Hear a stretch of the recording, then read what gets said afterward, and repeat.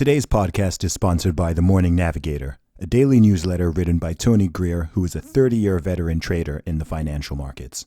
Now, you know that I would not accept a sponsorship from something that I couldn't endorse. I think it's really important to be responsible with your personal finances and investments, and to do that, you need to understand the financial markets.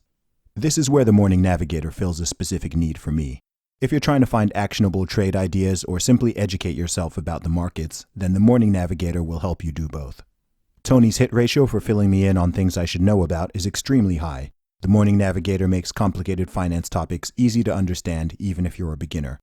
You can sign up for a free trial right now at tgmacro.com.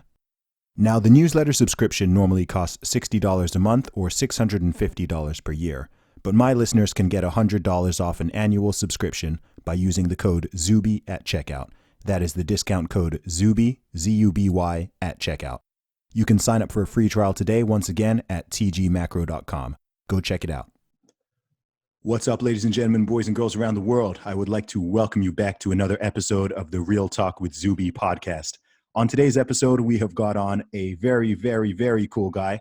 This is Bryson Gray. He is the creator of the Make America Great Again Challenge, which was a rap contest that was running throughout 2019. He is a big, avid Trump supporter, and he is also a social media influencer as well as a musician. So welcome to the show, Bryson. How you doing? What's up, Zuby, man? Glad to be here. Awesome, man. So I've just done a really brief intro of you right there, but why don't you tell the people a little bit more about who you are and what it is that you do?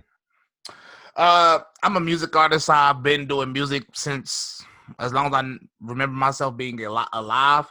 I was real popular in music in North Carolina. I've had songs in movies. I performed on national TV.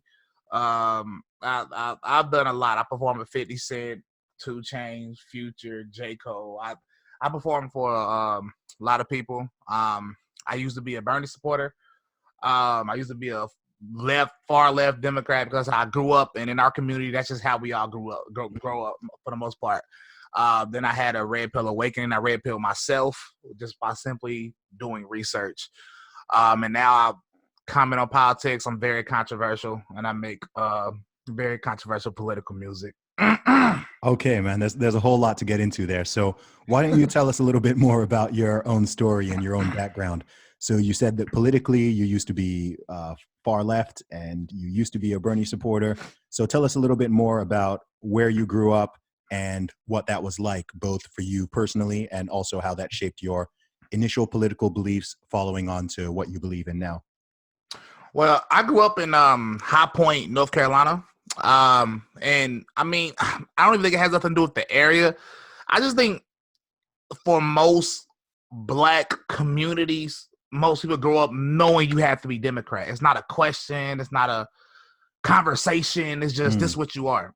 So when I grew up, that's what it was. That's what I was taught. I was taught the Republicans were racist and only for the rich people.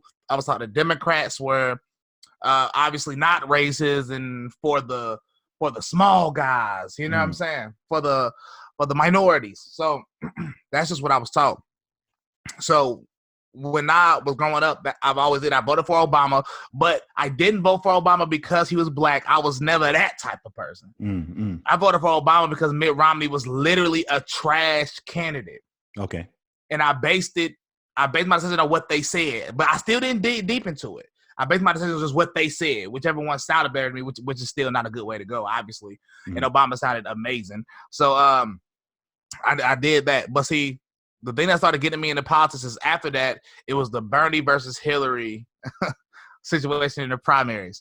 I was a super Bernie supporter because he sounded good and he sounded like he was against the establishment. And he said, I'm going to tell you what got me. When he was offering all this free stuff, of course it sounded good. But then when he said, other countries do it too. I'm like, what? Other countries do it? Well, we tripping. We the richest one. So that's what got me. And literally all it took, this wasn't that long ago. I'm 28. So I was still an adult when I had learned this. So don't judge me. But I did not know that all of our taxes pays for all the government programs. So, so you know, I literally didn't know that. I don't know if they taught it in school. I barely listened to school anyway. Yeah. So I'm like, what? I learned that. I said, Bernie is a crazy man. I'm not with none of this.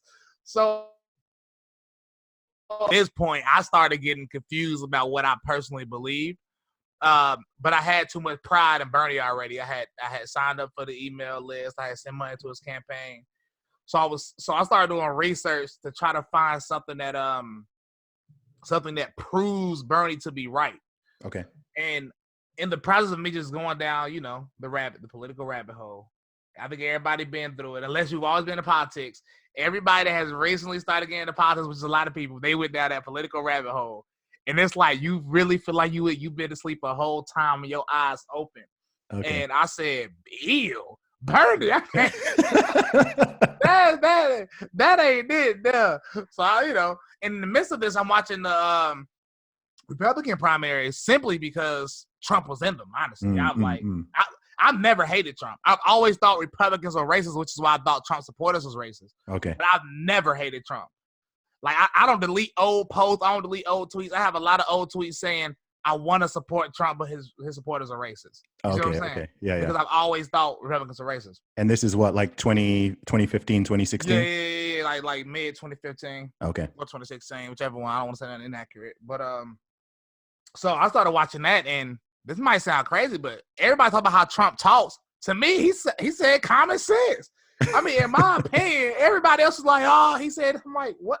What he said is accurate. And it sounded like he was speaking facts in plain language. Yeah. And even when the build the wall part, I loved it. But see, I live in a household with liberals, right? Mm-hmm. So when I started professing these thoughts, it instantly started family arguments because you can't stop being a Democrat. What you doing, boy? Yeah. You know. So I thought, but I kept listening to Trump, and this was as I'm doing research. So it was like as I'm doing research, like the stuff Trump's saying is lining up with what I'm seeing. You know what I'm saying? So it's like I'm not just getting my information from Trump and believing it. I'm researching independently and watching Trump agree with my research. You know what I'm saying? Yeah. So anything in particular, like when you say he was saying stuff that you agree with, anything sort of come to mind and you were like, okay, yeah, that's on point. That's on point. Well, the immigration, the immigration is one thing that got me. Because, I mean, it's common sense that illegal immigration negatively affects minority communities. And to be honest, it's not even only minority communities. I'm trying to get out of separating stuff by color and stuff, but it's really unskilled workers that just negatively impacts the minority community at a high rate. It does. And that's something economically that a lot of people just don't get. Same with how, you know, raising the minimum wage has a negative impact on the exact same group and demographic of people who theoretically people think that it's going to help, because then it just jacks up unemployment. People don't have jobs and things like this. I mean, it's interesting. Like, there's a lot of people I've spoken to on this podcast who have gone down that rabbit hole. And what's weird is that it seems to be a one-way rabbit hole. I am actually trying to find someone who's gone the other way, right? Like was conservative or conservative leaning. And then, you know, they heard something else and they moved more liberal or became a socialist or something. Like, I haven't found that person. I've spoken to so many people who have gone the other way, and I'm trying to find, you know, maybe later this year, I'll try to find that elusive person. I think Cenk Uygur used to be a Republican. Oh, really? Yeah, I don't know if he was 100% conservative, but he was a Republican. Okay. And he now that must have been a long time ago. Yeah, it had to be, because he's a lunatic. He's a Looney Tune. He's pretty far left on like everything. Yeah, he's a Looney Tune. Okay. Boy, what you said about the minimum wage thing, that's something I tried to explain to people last week on my Facebook. Okay.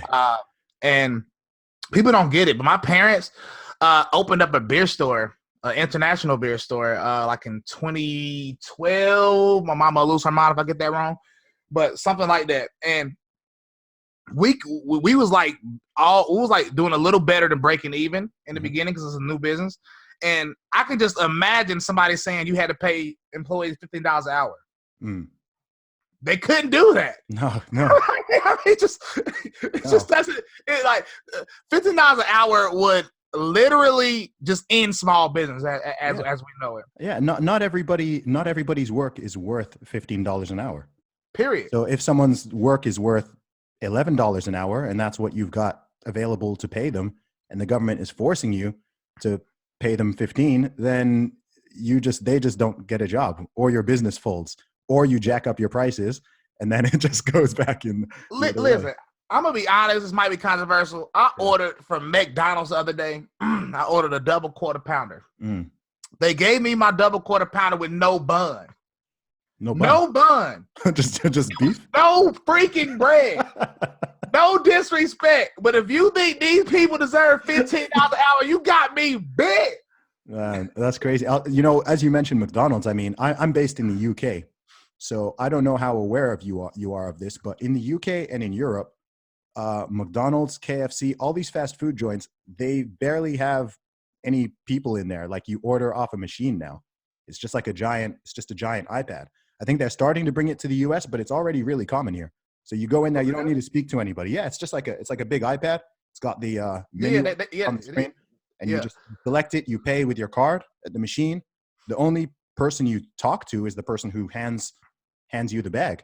And I think in the US, people are a little bit oblivious to this, because all that's going to happen is, if they go ahead with these policies, they're just going to speed up that automation. People are already worried about automation, and all these restaurants, like across the board, thousands of them, all that's going to happen is they're going to do what they've done in the UK and in Europe, and all those people who used to take the orders and everything, they're going to just lose their jobs en masse. I have seen it. It's starting to become more common here in the US. Okay. But you say there's barely people working there. I still see people working there. So I guess it hasn't like just fully been implemented here. Yeah. But I am starting to see it. And I honestly, I might be sort of a douche, but I go there purposely because all these people be fighting for $15 an hour. So I purposely go to the big iPad thing and order my food. This is what they wanted. This is exactly what y'all asked for. Yeah. So here I go. But yeah, it's crazy, man. I think a lot of it stems from one, I think most people just don't understand the laws of economics and supply and demand, both on the way things are priced, but also the wages people are paid. But I also think that when people think of business, they always think of big business, right? They think of Amazon. Amazon's a big one, right? They always think Amazon and Google and Facebook, and they're like, oh, these companies have billions and billions. Of course they can afford to pay people more, but they're not thinking about the fact that most businesses, I don't know the percentages, but I imagine that 90% of businesses in the UK and in the USA are actually relatively small, small to medium size businesses. And I technically run my own business. And if I wanted to bring somebody on board to do some fairly basic, unskilled work, and you forced me to pay them, I don't know, say £15 an hour or something, then I just can't offer that person the job necessarily, because I'm not yet at a level where I can afford that and where it makes sense. And so it's crazy because, it oftentimes with a lot of these policies, it's the same with I'm sure you're aware of this, especially in the States, like with some of the welfare policies and things that they brought in, like in I think it was the 60s and the 70s, a lot of the stuff that, the idea is that this is going to benefit these people and benefit these communities and everything.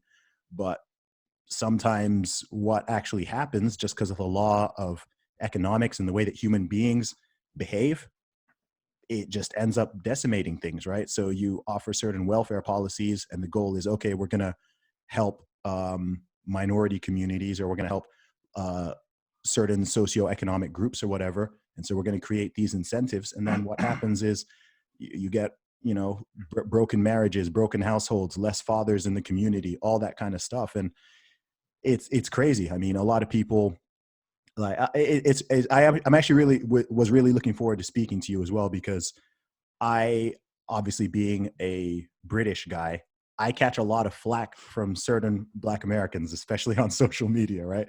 Because I'll say certain things and I get this, how dare you even talk about Black America, anything to do with Black America or anything to do with America in general or whatever. And it's like, well, you're not from here, and so you can't even speak on this. And when I was in the States last year, I mean, I met a big range of people. I was in Atlanta, spent time in Atlanta. I met tons of Black Americans who agreed with a lot of my perspectives. Some of them disagreed, whatever, but online it's just the venom. And I can only imagine, especially with that hat that you're wearing right now and that flag you have in the background. For those who aren't watching the video, he's Bryson right now is wearing a MAGA hat. He's got the red Make America Great Again hat on right now. He's got the Trump 2020 flag in the background. So I must say I am curious what sort of reactions and responses you get, both online and offline. Well, I am the most hated person in my city, and I was listen, I was already that before I ever went viral because I was walking around with a regular MAGA hat, Okay. and because I was already popular around here for music. Okay. And so when I had just came out, started defending Trump, debating on Facebook every day, people started telling me, "Oh man, you hate your own race. Like you used to be cool, now you this, blue, blue, blue," on a regular basis. But they never unfriended me on Facebook. They kept commenting on my posts, which is odd, but they kept doing it. So then people started sending me articles of people getting beat up in MAGA hats and people saying this is gonna be you next, this and this and this. People saying they're gonna shoot on my house. So what people were saying it as a warning, like, or a threat? Both. Oh, okay. Yeah, both. It's both. Some threats were very blatant. Yeah. Others, they would just tag me in articles and be like, "This is gonna be you next" or something like that. Wow. So there's two ways to respond to that. You can be like, "Let me chill, let me be safe, let me stop wearing this MAGA hat," or you can be crazy, go get the biggest MAGA hat you can find, and then go to the exact places where these people be at and wear it. Yeah. I mean, there's two ways you can do it. Me personally, I just chose the way where I buy the biggest MAGA hat and wear it. Quite literally. Yeah. And to be honest, I literally I got a lot of Facebook posts and nobody probably can go pull it up, but I used to say, "Where y'all want me to go with this big MAGA hat?" People used to comment and I used to go because see, and I'm gonna be honest, this is no disrespect to a lot of these Black conservatives in the US, but I'm not gonna lie.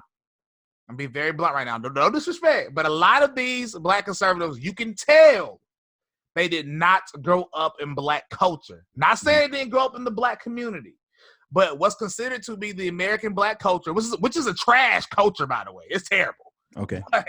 But you can tell a lot of these Black conservatives, quote unquote, a lot of them did not grow up in the culture. Okay. That's why they're scared to wear their MAGA hats outside of conventions and stuff like that.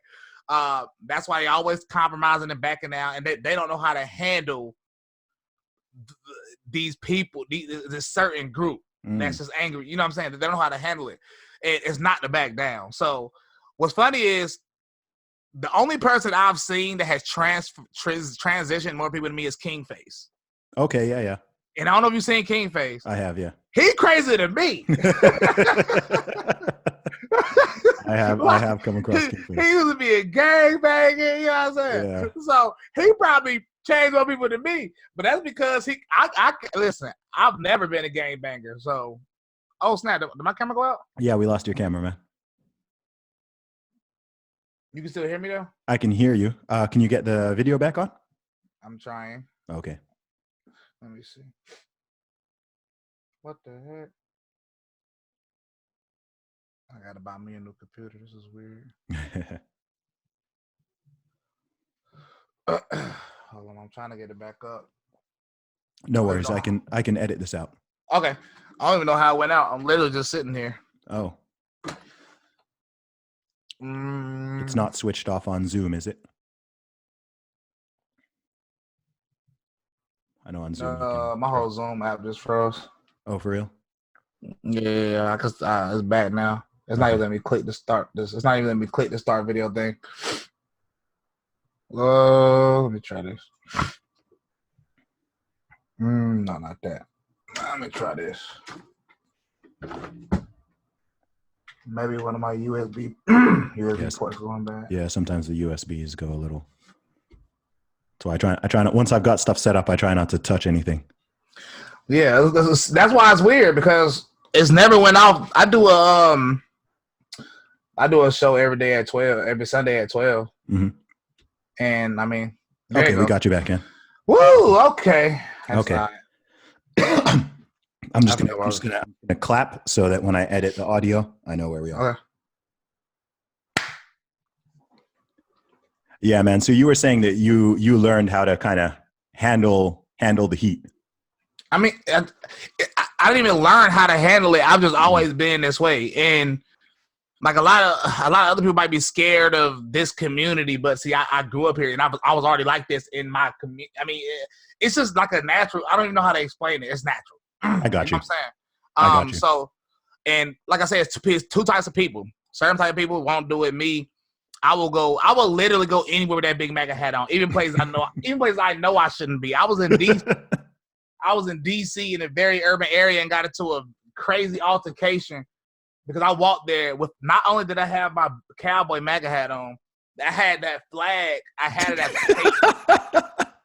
I had it as a cape. Yeah. And what happened? Well, I went there, and I guess these guys they have never seen Black Trump supporters. So soon as we pulled up, they're like, "Oh hell no, bro!" My bad for that. Oh heck no, bro! You know what I'm saying? Bloop, bloop, bloop, bloop, bloop, bloop, bloop. And so it ended up getting to the point where, actually, because I'm responding back. You know what I'm saying? Yeah. Not disrespectfully though. I'm just responding back. You know what I'm saying? Like I'm trying to tell y'all, if y'all just listen a little bit, do a little bit of research, you know. So then a few of them started conversing with me. Okay. Trying to hear the other side. Mm-hmm. Next thing you know, there's like 10 people with me from the from the Black Leadership Summit. We started having little sections of people talking to everybody. You know what I'm saying? That's dope. And I, you know, it was a few dykes and one light-skinned guy that was in the back still yelling the whole entire time at me, calling me all types of B's and this and this and this, all the beach hotel, this and this and this. So at one point I stopped. I said, bruh, I said, and I mean this in the most like just regular way possible, bro. I said, I've been here for the last 10, 15 minutes, bro, in the biggest MAGA hat you've ever seen. A cape on my back. This, I know you looking at this like this is crazy. I said, and all you have done was watch me ignore you as you sit here and throw all these insults and threaten me. I was like, if I was this passionate about something, like Trump supporters, and somebody with the big cowboy MAGA hat came to where I was, I'm not about to yell at him for 15 minutes straight. I'm either going to shut up or I'm going to take that hat off his head at the least. Yeah. I said, you haven't done either of those. I said, so just let it go. And then that made him more mad than the restaurants who was outside called the police. Then that's when I said, yeah, I'm out of here. Who called the police? Oh, what? Because they thought there was going to be a fight or something? Yeah. It seemed like it was going to be that, though. Okay.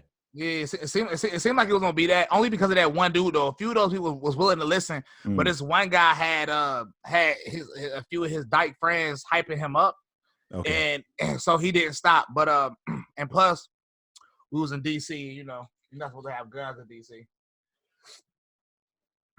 Okay, man. So I've got a couple questions. So I want to go back a little bit. So, you know, you were talking about how being a Black American, it's just a given, it's established, it's assumed that you are a Democrat. I've heard this from a lot of people. I've seen the statistics. I think it's something like 92% of Black American voters who do vote for the Democrat Party. It seems like it's been like that for a long time. Why is that? Well, it started being the Black community being overwhelmingly Democrat during the LBJ versus Goldwater election. Mm-hmm. Because the Democrats did a great job of painting Goldwater as a racist. Okay. They did an amazing job. How did they do that? Well, that's because Goldwater didn't support the civil rights legislation that they was trying to push forward because he found two things in it unconstitutional. LBJ supported it. But then people don't realize is there have been many civil rights acts like voted on and passed stuff like that before that. Mm-hmm. And the funny thing is, Goldwater supported everyone until that one. LBJ was against everyone until that one. Okay. When people ask LBJ why was he against it, he has never given a concrete answer. But of course, it's because he wanted the black vote. Mm-hmm. Goldwater was very blunt. He told you it was two things in the act that was unconstitutional. Do you know the details of that? I was looking for that, and I keep trying to figure out which parts he found unconstitutional. I actually found it and read it last week, but I forgot it. Okay. But, yeah, I forgot it. But I do know he supported every Civil Rights Act before that. And it was a group called Negroes for Goldwater and everything. You can YouTube it of Goldwater talking, and he said that LBJ is a fraud. He said he basically called LBJ the real racist. Mm-hmm. He was like, I don't have a racist bone in my body, but this is not the way you go about it. Mm-hmm. And the Democrats took that, flipped it. Black people say, I can't support a racist group. Then boom, 90%. Yeah, that sounds remarkably familiar. I do sometimes just wonder how this has gone on for such a long time. I mean, again, so to give some perspective, like I'm here in the UK, and it is certainly a fact that there is some of the same degree. So here we've got, the two main parties. You've got the Conservatives and you've got the Labour Party. And there is certainly a leaning that most Black and ethnic minority voters in the UK primarily vote for Labour, but it's not like a 90% thing. You see what I mean? It's a majority. I don't know the numbers off the top of my head, but it's not kind of it's less assumed here that, okay, you're Black, so you're gonna be this. Yeah. People don't really talk about the Black vote in the UK, whereas in the US, you hear people say like the Black vote, and it's like a block. It's viewed almost like a monolith, even though I know in reality it's a little more nuanced than that. But that's sort of how people talk it. It's just an assumption. Whereas in the UK, if you're Black and you vote Conservative, or you're Asian and you vote Conservative or whatever, like some people might be a little bit, people who have a very basic level of understanding might question it or think it's weird. But I find that, I follow quite a lot of Black conservatives and Black Republicans and libertarians online and everything. And the sort of level of just vitriol, right? The level of vitriol, the accusations, the name calling, the insults, everything like that, it's just so amped up, and it's crazy. I've been on the receiving end of some of it myself. I've been called a Black white supremacist. I've been called, a coon, a bootlicker, a race traitor, all these kind of things. And most of it comes from Black Americans. Yeah. And that's weird to me, because I'm like, man, like, why? Well, people have to attack throughout history. You can look at anything. People attack what they don't understand. And you already know in our country is Black people vote 90% Democrat. Yeah. So a Black person, I don't know if you remember, I don't know if you remember or not, but Nicki Minaj, she had a freestyle. She said, I'm a Republican voting for Mitt Romney. Yes, I do remember. That was super controversial. I do remember. That was super controversial because, people started attacking her for it because if it's 90%, people go this way. Yeah. If you see a person that's supposed to be of the culture talk about going the opposite way, you're like, what? You're a traitor. You have to be. You're a traitor. Or in Trump's case, it's worse because he's obviously the most racist thing since Hitler. Only since 2015. Only since 2015 though. And if you come out as a Black Trump supporter, people are like, oh, you really lost your mind. oh, heck no. So the problem is we're instantly this is how they ration it in their minds. They say you have to be a grifter, at least. You have to be a grifter, or else you don't like your own kind. That's just what it is. You don't like Black people. So one time somebody told me that, and I'm like, bro, you've been knowing me all my life. When did I stop liking Black people? Yeah, for real. And they was like, you supported Trump. I said, did you see me in DC? I was around a bunch of Black Trump supporters. So how do I hate my own race, but I'm with my race while supporting Trump? Exactly. Yeah. It's so insulting though. I mean, on one level, it's funny.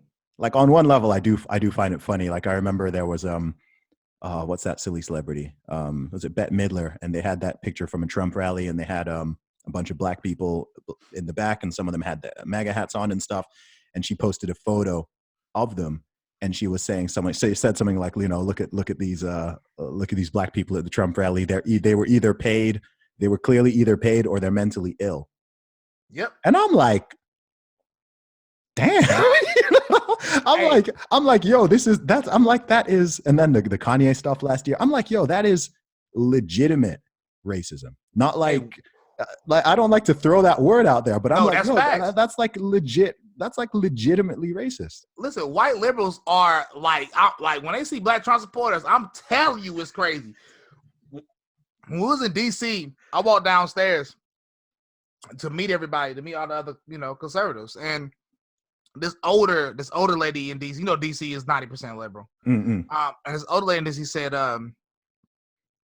"You're joking, right?" and even though I know what you're talking about, I'm making her clarify. I said, "What you mean?" She's like, "I mean," and then she looked at everybody else, turned around. She's like, "Oh yeah, y'all have to be joking, right?" I said, "Why'd you say that?" And then I was like, "You support that?" Because then I go down a list, me and being a weirdo, I go down a list of reasons why I support it. And then she basically said, "I wouldn't expect y'all to do that." And I was like, "Why?" And he's like, "Well, I just," she said, "Well, I thought y'all were smart." And I was wow! In front of I'm talking like 20 of us, and she's like, "Yeah, I thought y'all were smart," and I'm like, "What the?" Everybody's like, "Whoa!" It's crazy. And then somebody said, "Is it because we black?" And then she was like, "I didn't say that. I mean," and I said, "Well, why? Just explain why." and she's like, "Because y'all are young." I was like, "You know, everybody over here ain't young." I said, "I'm 20. I said, I'm 28 my dang old self. This person over here is obviously in their 40s." I was like, "Come on." Dude, it's crazy. It's like they don't. It's just weird how they don't see it. Like some of the statements I read online, or some of the things people say, or even certain blog articles and paper articles and stuff. And I'm just like, do you not see how do you not see how this sounds? Right? Like when Kanye was on TV, this was 2018 now, wasn't it? When he first came out wearing the MAGA hat, right? I thought it was late 2017, but could have been 2018. Was it? Okay, yeah. I think it was 2018. But when the media was just trying to, and the music industry was just trying to kill him off, basically. Cancel. Yeah. And they were, you know, the stuff they were saying. I mean, I remember them being on TV and saying, "This is what happens when Negroes don't read." Don't read. And I was, yo, can you imagine if someone on Fox News, like, just, I don't know, if they aimed at any of these, you know, black liberals, black progressives or something, said that they hold their views because this is what happens when Negroes don't read. Dude, man. Did you see when Don Lemon said Kanye's mother is probably rolling in her grave? Yes, I did. Dude, like, that's, again, like, I'm not someone who I'm not in the everything and everyone is racist camp, but I'm like, yo, that's legitimately offensive. Like, genuinely offensive. That's like, imagine Kanye saying Don Lemon parents are rolling in their grave because he's gay. Yeah. Just imagine the effect that I have. End of career. And this is, I'm not necessarily afraid of this, but this is why I don't really mind if I don't get like super duper popular, because I'm going to be honest to you right now. If Don Lemon got on national TV and said, because of my political views, my mother, like my parents died or something, and he said my mother is turning her grave, I'm punching you in your face when I see it. I hear you. I mean, that just happened. If I go to jail for assault, then I'm gonna do that. But I'm punching in your face if I see you. Yeah, because that's really crossing a line, you know. And that's but it's okay. It's okay because we're black Trump supporters. It's okay that way. It's okay that way. As long as it's a black Trump supporters, even if a white person says something racist, it's okay because we agree. The black community agree. This black Trump supporter is this. So you can be racist to them. I mean, I was told a couple weeks ago that I'm this is also from a black American, that I'm not black because being black is political and I don't hold certain political views. So he said I'm African but not black. Okay. I don't know if you've ever heard, I don't know if you've ever heard that one. I was like, hey, yo, listen, like, I've heard a lot, but I never heard that specific one I was there. like, bro, my name is Nzube Chukuli Sebuka Udezwe. Like, if I'm not, I was just like, that is the craziest mental gymnastics that I have seen. I mean, I don't know if you saw, they did this with Peter Thiel, the No. PayPal founder. Okay, he's a billionaire. He was one of the guys who founded PayPal. Very famous, very well known tech Silicon Valley entrepreneur who happens to be gay, right? And he's a Republican. He's one of the few very prominent public figures, billionaires who vocally supported Trump. And he spoke at one of the Republican conventions, I think maybe in 2016. And he said something like, I'm proud to be a Republican, I'm proud to be an American, and I'm proud to be gay. And he got like this huge standing ovation.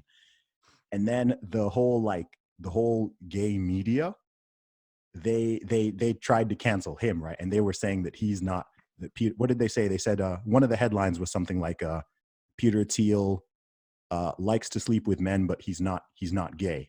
And so they kind of like try to, just like people try to pull away the black card, they tried to take his gay card, that he's not gay, he's not part of the LGBT community because, because he doesn't have the right politics.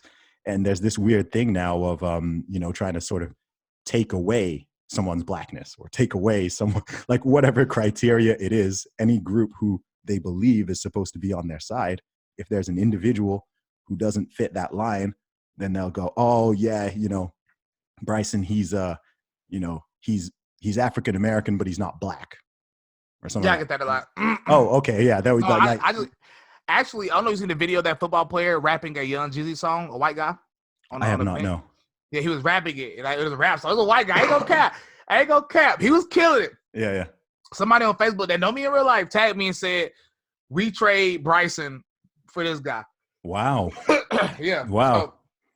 So I mean, this is the usual. But the sad part is it works.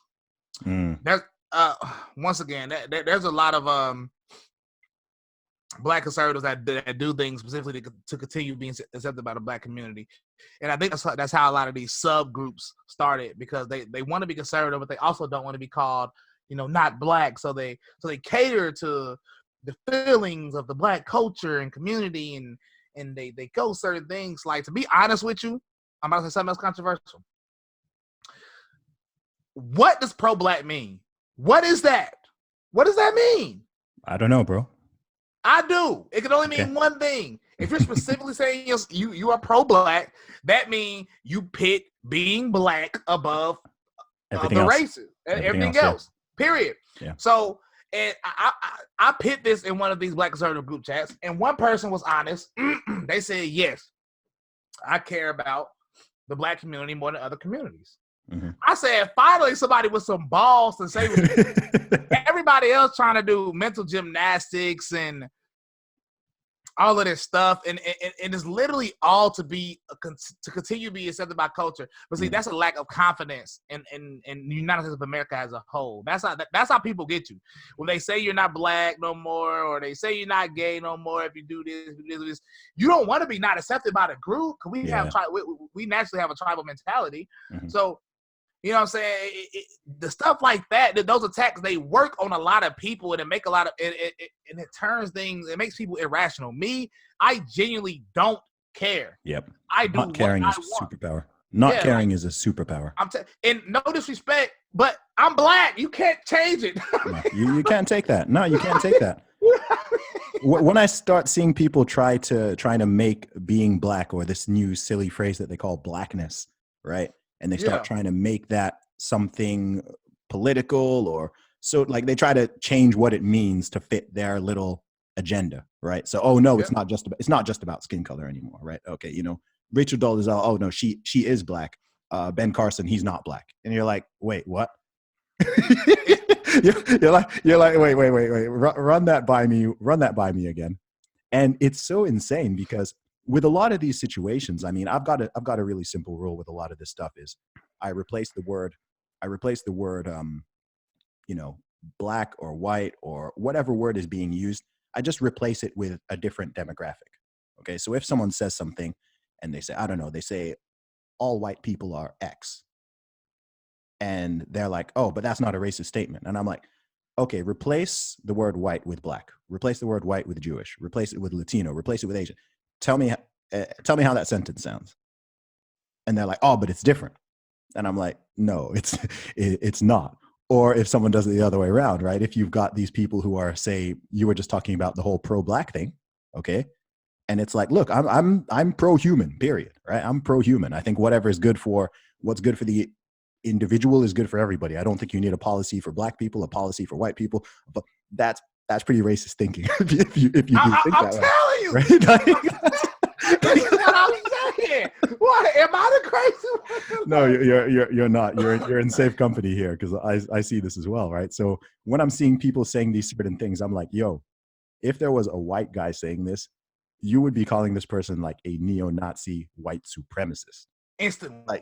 Like straight up. If you're like I care about, my race above everybody else, or you're thinking, you've got people who think that like melanin has some sort of superpowers in it, so having more melanin means that you're superior in some way or whatever, and they'll say this stuff. Like I've seen these Tips. Oh, I bet. yeah, like and you're just kind of like, yo, man, the people who are saying this, who have fair skin, we've got a name for them. And your rhetoric is identical. Like I cannot tell the difference. All that's happening is it's coming from a different person, but you're on the same level. Like you sound like, I don't know, it's nuts. This is what people have been confused about, and people are starting to come to me and realize I was right because of the attacks in New York on Jewish people. But have you ever had a conversation with a Black Hebrew Israelite? No, not in real life. They're not very common here. Okay, but have you ever had a conversation with a white supremacist? No, I have had conversations with people who kind of have some white nationalist kind of leanings, but not a full blown white supremacist. See, me, like I said, I'm a crazy man, so I purposely like seek out to have conversations with both, and I try to make them civil as possible. And I've had them, and they're the same people, except one thing. I promise you, the only difference is one is black and one is white. It's so crazy because, but that's not a scary part. The scary part is the only, like, they know it. They know they're basically the same. Which is, here's the funny thing. They have admitted to low-key collaborating because they have the same vision. The same vision. And like, if you talk to white supremacists, they love Malcolm X and they love Marcus Garvey. Okay. They love them. Yeah. Because they preach the same thing that the white supremacists want. They want the same thing. So they feel like they can coexist. Separatism. So they feel like they feel like they can coexist with each other. And a lot of people are confused about why are black people attacking Jewish people in New York? Because black supremacists hate Jewish people because they think that are real Jews. This is not, I've been telling you about this for the last 2 years because I talk to people. I let people explain to me what they think, what their vision is. And people get so confused and think that black people can't be racist. Are you crazy? That statement itself is even that logic in itself is somewhat demeaning and racist in itself, right? So why would only one group have the ability to even you see what I mean? Like, is the other not intellectually capable or physically capable of doing the same bad thing, whether it's good or whether it's bad? It's like, look, every group is capable of doing the same thing to another group, certainly on an individual level, and then people come with the power plus prejudice nonsense, which is people just it's weird the way people parrot things, right? Like they just, you'll look in the dictionary of a definition and they're like, no, that definition is wrong. And I'm like, bruh, did you just tell me? That's what I do. You just tell me the dictionary. Like, we can take 5 dictionaries. We can look up this definition. None of these dictionaries are giving the definition that you're claiming is the definition. So like there's nothing that sort of I find more disturbing than people who hold on to an idea or an opinion extremely strongly when you have direct proof that it's incorrect. Like, that freaks me out. Hey, listen. Listen, please listen. If anybody is listening to this, just follow me on Facebook. Because Facebook is like a battle zone for conservatives and people that I grew up with, which are all liberals. Okay. And you will see the most insane comments. This one girl, like this guy that has attacked me many times, he's starting to admit that Trump has done good things. Mm-hmm. He told this girl that Trump added 215,000 jobs in the last report, whatever. Mm-hmm. He said, you're dumb for believing that he added that many jobs. So I commented and I said, like, not to be rude, but I mean that literally happened. Like it's a fact. It's not nothing that can be debated. You know what she told me? She's like, we all expect you to say that. Y'all just make up anything for Trump. I said, okay. I said, can you please do me one favor? Just look it up. You just look it up real quick, whichever way you want to, and then come back and tell me if I was lying or not.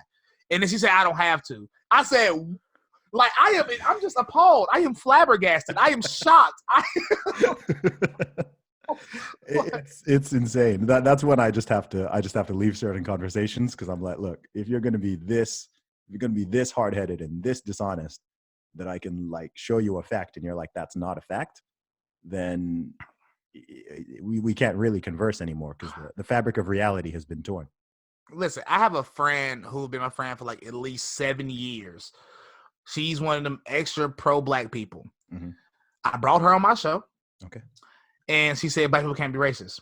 I pulled up three definitions of racism, but they're all in like verified places. Mm-hmm. And none of them said anything about black people can't be racist. And you know what she had all that shit to say? There must be new definitions because it's not. she said because that's not what I was taught. And she said, so you can believe those if you want to. It's there. Shit, I'm not gonna lie. I mean, it says it. But she was like, I don't trust them definitions. I don't think them the real definitions. I said, y'all take this to a new level, bro. And it's crazy because people say that so that they can get away with saying racist crap. That's the worst part of it. It's like, oh well, I can say, you get a, because I don't know if you've ever come across. I mean, some feminists hold the same view when it comes to sexism. So they think only men can be sexist and women can't. Yes. So they can then run around saying kill all men and men are trash and get rid of men and all this, like, again, stuff that if you replace the word men with women, people would be like, yo, like, what are you saying? You know what I mean? And they can just go out and they can spit it around everywhere. They can say it in public, like in front of a crowd, and people cheer. It's beautiful. It's so bizarre. Like you'll go on Twitter and you'll see like you'll see a legitimately like racist or sexist statement.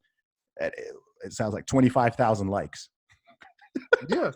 And you're like, ooh, wait, like what's going on here? Have you seen that video of, I guess it was some event or something, and it was like a black people and white people there, and the black host said all the white people got to let the black people come in first and get to the back because they're not black. Oh gosh. I'm thinking in my mind, like, I almost want to like save up some money and pay a white person to do that.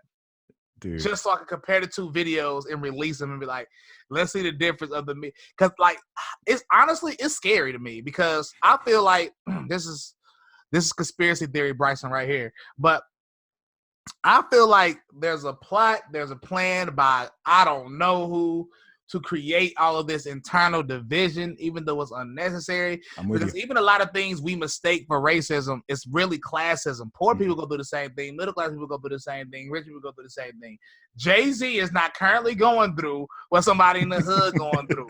And I'm not talking about somebody from the hood, just black people. No. I'm talking about poor white people because there's a lot of those also. Yeah. Or the poor Asian person, or the poor Hispanic person. Mm-hmm. None of y'all can relate to Jay-Z no matter what color your skin is.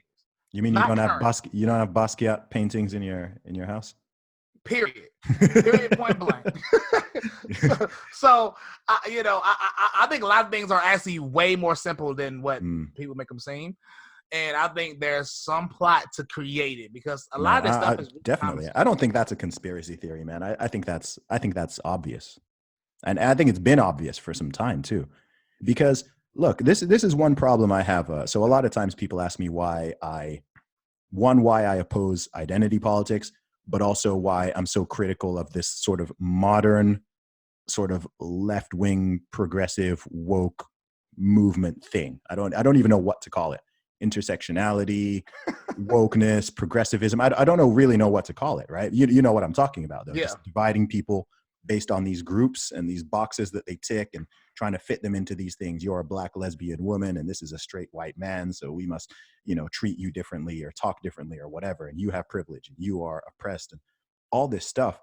Like, I oppose it so much because it is, I view it, like you said, I think it's extremely divisive. As far as I'm concerned, it's a pure negative. I don't see the benefit of it. Do you see what I mean? I think the benefit to the people in power is votes, right? They need division. That's all they run on. That's all they run on, right? If you actually eliminated, the worst thing that could happen to the Democrats is like the elimination of racism and sexism. Yep.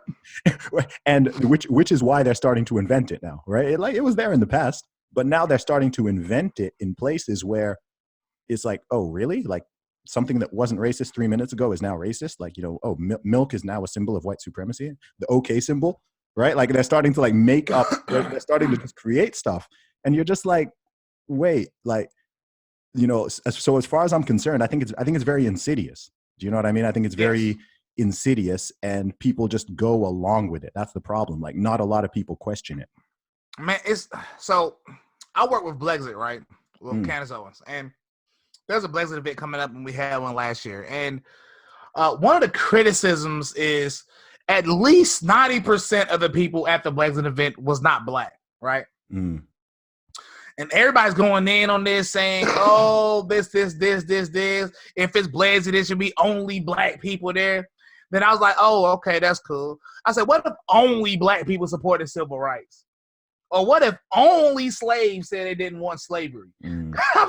And my point is, y'all focus, like, it's called Brexit because 90% of black people vote Democrat. So we're trying to get some of the exit Democratic Party. Sure. So don't get me wrong. I guess it's partially identity politics, but it has a real reason behind it than just to stir up division. It's a reaction to it. It's a counter. Yeah. It's a reaction to it. So, so when people try to make it so much about race, like you can't have a white speaker there, or this and this has been going on a lot lately, and it's like it's starting to have effect on some of the Brexit members. Like we need to make sure we sell most of our tickets to black people, and I'm like, okay, stop. Let's think logically, not with emotion. We are conservatives. A lot of us will be voting for a Republican candidate in 2020. The percentage of black Democrats is 90%. Yeah. If you're genuinely expecting more black people than white people at a conservative-based event, that is unrealistic. Stop listening to what these criticisms are because they want to destroy you anyway because you're a black conservative. Yeah. I said, it's just a game. I said, listen, I was like, show me another conservative event with this many black people. Look at it like that. Yeah. If you want to look at it like that instead of all, because I'm really starting to get so annoyed with all of this focus, like on color, on the color of somebody's skin. It's getting so annoying to me. Yeah, it's tiring. It is tiring. Yeah.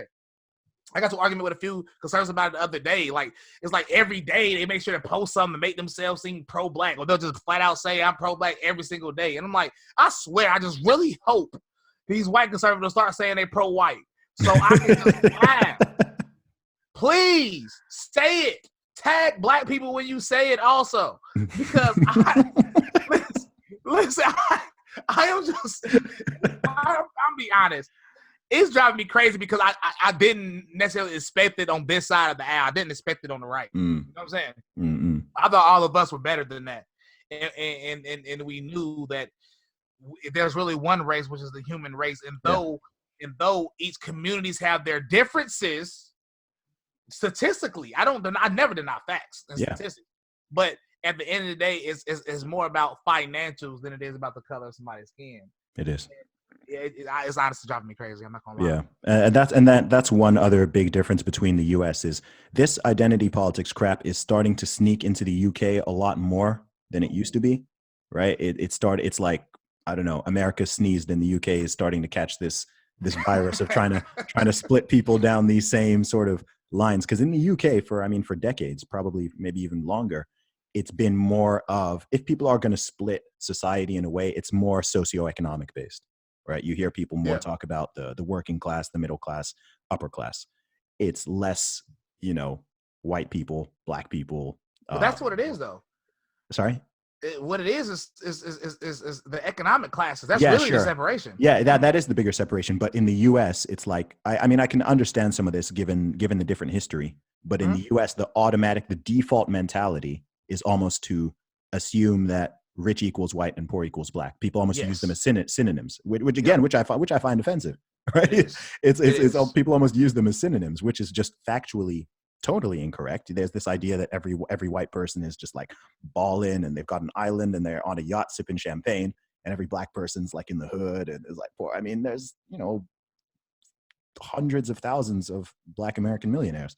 And some of them very, very prominent and very well known. And some of them are the ones telling you that there's a difference. It's nuts. And then, there's millions and millions of relatively poor white folk all over America. It's a big country. So when people try to just form, I don't know, this is the worst thing about identity politics, is because to confront it, you have to talk about it. So like, I think you and I are both tired of even addressing it, because we don't see the world through this narrow lens where you're just seeing people based on these very, very superficial factors. But because other people are doing it, and because other people are talking that way, for them to even understand you do have to buy into the frame to some degree to even address it. It's like, look, I would quite happily never talk about black people and white people again in my life. But until other people are like kind of coming on board in that direction, I don't know how I can address certain things without at least using the terminology. Yeah. It's like we have to address it, because identity politics is obviously working, and it's like working now. Like, how are people in our generation acting more oppressed than our grandparents? What the heck? That is weird. What? That is weird. We all have iPhones. We speaking from Instagram and Twitter, living in our parents or living on our own with a house and bills, and talk about we oppressed. Like, come on, just Why do you think? I have my own theory, but why do you think people cling on to that so hard? I think people yearn for something to fight for. People want to be involved with stuff. I think that's why there's a lot of people involved with protests. There's a lot of people going far left or far right. It's because you want to belong with a group, because we naturally have a tribal mentality, and you start following everything this group does and just blindly following them.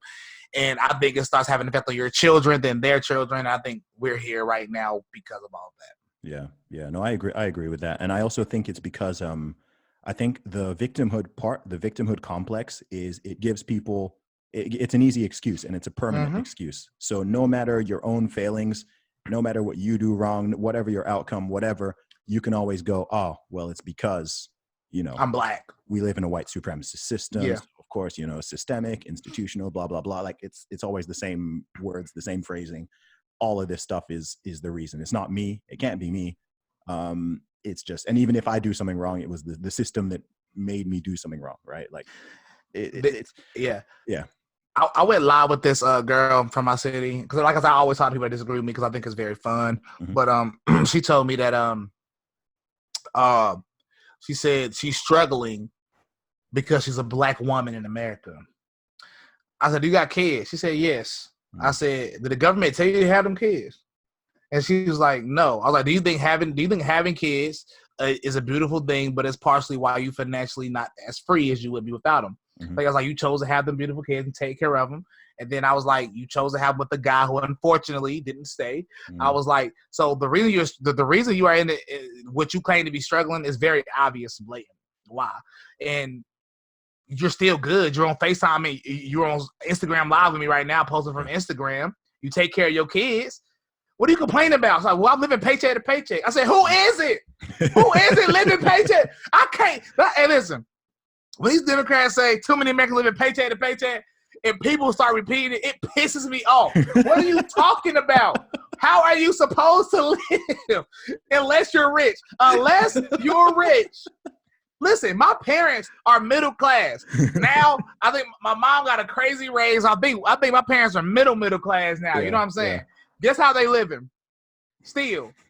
paycheck to freaking paycheck because they have a house they have to pay for, because they have vehicles, because they had 4 kids. What are you talking about? It's so funny. Like, it's one of those, like you said, people repeat it, but when you actually like think about what that means, it's like, okay, so what's the issue? Exactly. Like, as long as there is a paycheck, then it's like, doesn't everyone like, yeah. Everyone. It's like, man, listen, this stuff is starting to drive me crazy because all I do is listen. All I do is make music. I go to work. I research politics, and I play Fortnite. So researching politics involves reading these articles from these left wing like places, and I'm not gonna lie, it's really be driving me crazy. Yes, it's so stupid when you read it, but then when it's confirmed because you hear somebody else say it in real life, you just think like, hey, there's no way this is working. People just parrot things, man. So man, we're just at the, we're early 2020 now, man. So of course things are going to be heating up in America as the year carries on. So as a big MAGA supporter, Trump supporter, I mean, what are your thoughts towards this next 2020 election? I honestly think it's going to be a landslide. But matter of fact, let me not say that because a lot of people might hear that and be like, well, maybe I don't have to go vote. Nope. Not only do we have to show out in big numbers, but we need to show up for these midterms. We need to take back control of the Congress because the reason it's hard to get stuff passed is because the Democrats control parts of Congress right now, unfortunately. So we need to get them up out of here, period, point blank. So please, everybody, let's vote. I say, you can say whatever you want. These statistics are the statistics.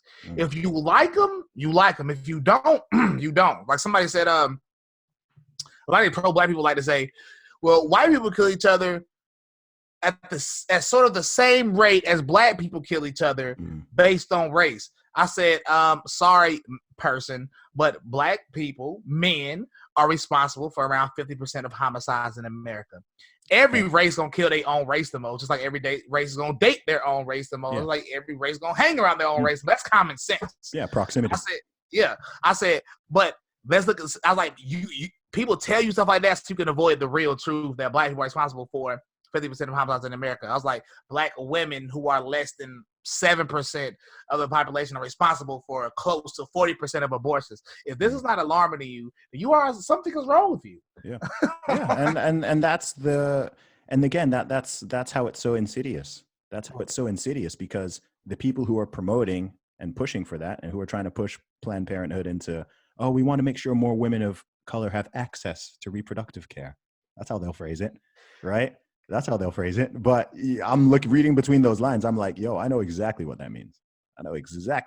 And people will say I'm the one who is supporting the white supremacist system. Oh, of course. It's so backwards. It's so strange. You can literally Google black community Planned Parenthood, something to come up. If you Google white community Planned Parenthood, nothing to come up. Also, if that's not blatant enough for you, before it was called Planned Parenthood, it was literally called the Negro Project. So if that's not alarming to you, again, there's nothing I can do for you. Yeah, Margaret Sanger is a happy woman right now. It's dark. It's very dark. Yeah. It's very dark. Even if you read how the letter she wrote on how to convince the black community, she said specifically, get to the leaders of the churches. And of course that works. It still works.